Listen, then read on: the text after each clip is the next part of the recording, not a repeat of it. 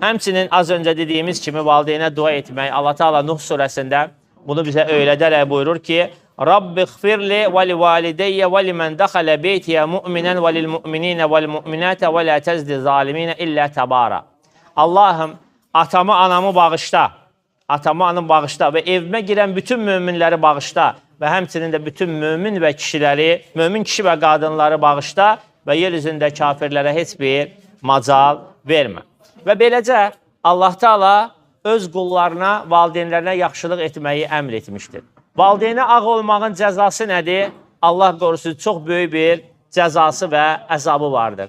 Bir dəfə Peyğəmbərimiz sallallahu aleyhi və səlləm gəlir minbərə qalxır və Peyğəmbərimizin minbəri də 3 mərtəbədən ibarət olur. 3 pləkandan ibarət olur və hər ayağın pləkana qoyub qalxanda 3 dəfə deyir amin, amin, amin.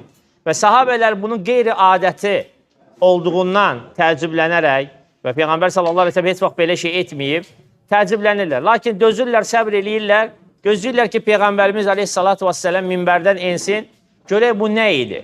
Və doğrudan da soruşurlar, Allah Resulü sallallahu aleyhi və səlləm cavabında buyurur ki, Cəbrail aleyhissalam mənim yanıma gəldi və mənə dedi ki, ey Muhammed, sənin adın bir kəsin yanında çəkilirsə və sənə salavat gətirmirsə, onun burnu yerə sürtülsün. Başqa bir rivayətdə gəlir ki, uzaqlaşsın, uzaq olsun. Burnu yerə sürtülsün, yəni rəzil olsun, zəlil olsun. Uzaq olsun, yəni cənnətdən və rəhmətdən, məğfirətdən, xeyirdən uzaq olsun. De amin. Mən də deyir, onda dedim amin. İkinci dəfə deyir ki, o kəs ki, onun yanında atası, anası və yaxud da onların ikisi də yaşlılıq yaşına çatırlarsa, ixtiyarlaşırlarsa və adam onların səbəbi ilə cənnətə girə bilmirsə, o kəsin burnu yerə sürtülsün və uzaq olsun. De amin. Mən də dedim amin.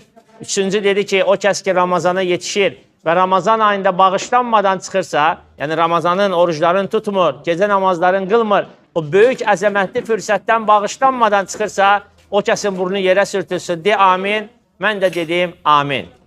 İndi baxın əzizlərim, bizim mövzumuz valideyn barədədir, obruslar barədə danışmaq istəmirəm.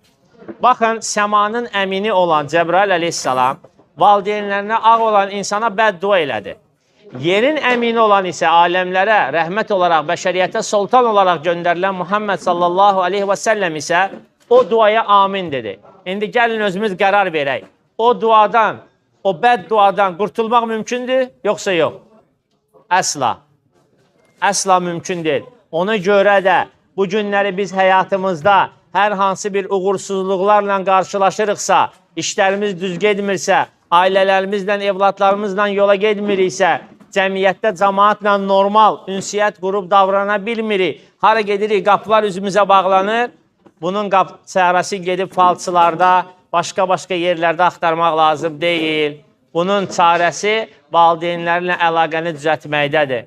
Qoy geçsin insan, valideynlərin arası düzəltsin. Ona görə bütün qapılar onun üzünə bağlanır.